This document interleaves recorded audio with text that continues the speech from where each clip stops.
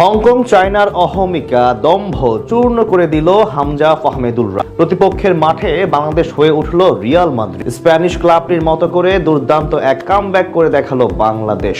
নিশ্চিত পরাজয়ের সামনে দাঁড়িয়ে ঘুরে দাঁড়ালো হাভিয়ার ক্যাব্রেরার দল। টিকিয়ে রাখলো এশিয়ান কাপ খেলার স্বপ্ন।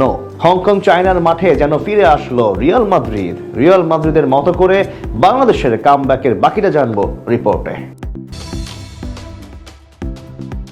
ম্যাচের ৭৩ মিনিট মাথা নিচু করে হেঁটে যাচ্ছেন ফাহমিদুল।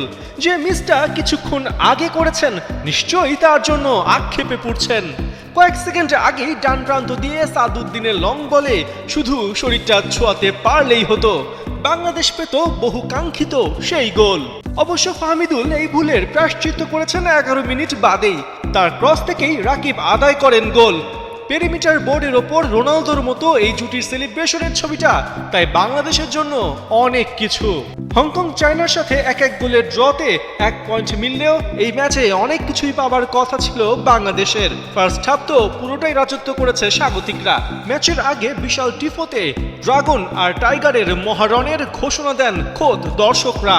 অবশ্য ২২ মিনিটে ঘটতে পারত ঢাকার পুনরাবৃত্তি। ডি বক্সের বাইরে থেকে ফ্রি কিক পেয়ে যায় বাংলাদেশ, কিন্তু এবার আর হামজা গোল করতে পারেননি। তার নেওয়া শট হিউম্যান শিল্ডে লেগে ফেরত আসে। সবচেয়ে বড় অঘটনটা ঘটান তারিক কাজী। ৩৪ মিনিটে ডি বক্সের ভেতর ফার্নান্দো পেদ্রেইরার সাথে 1-1-এ জড়ান এই ডিফেন্ডার, কিন্তু ব্যাড লাক, মাঠে হোঁচট খেয়ে পড়লে বলের নিয়ন্ত্রণ চলে যায় ফার্নান্দোর কাছে। সেটা ক্লিয়ার করতে গিয়েই ডি বক্সের ভেতর করে বসেন ফাউল। ফলাফল পেনাল্টি। হংকং অধিনায়ক ম্যাট ওর সেখান থেকে গোল করতে কোনো ভুলই করেননি। এর মধ্য দিয়ে ১-০ ব্যবধানে এগিয়ে বিরতিতে যায় হংকং চায়না। ব্রেক থেকে ফেরার পর ৬৪ মিনিটে জামাল ফাহমিদুলকে মাঠে নামান বাংলাদেশ কোচ হাভিয়ার ক্যাব্রেরা। ফাহমিদুলও করতে থাকেন একের পর এক চান্স ক্রিয়েট। শেষমেশ লাকও ফেভার করে বাংলাদেশকে। ৭৬ মিনিটে সমিতকে মারাত্মকভাবে ট্যাকেল করে লাল কার্ড পান হংকং ডিফেন্ডার অলিভার গার্বিগ। হংকং পরিণত হয় ১০ জনের দলে। এই সুযোগই কাজে লাগায় বাংলাদেশ। ৮৪ মিনিটে ফাহমিদুলের ক্রসে রাকিব বাংলাদেশকে সমতায় ফেরান। শেষ পর্যন্ত এই ১-১ গোলের ড্র নেই মাঠ ছাড়ে বাংলাদেশ আর হংকং চায়না।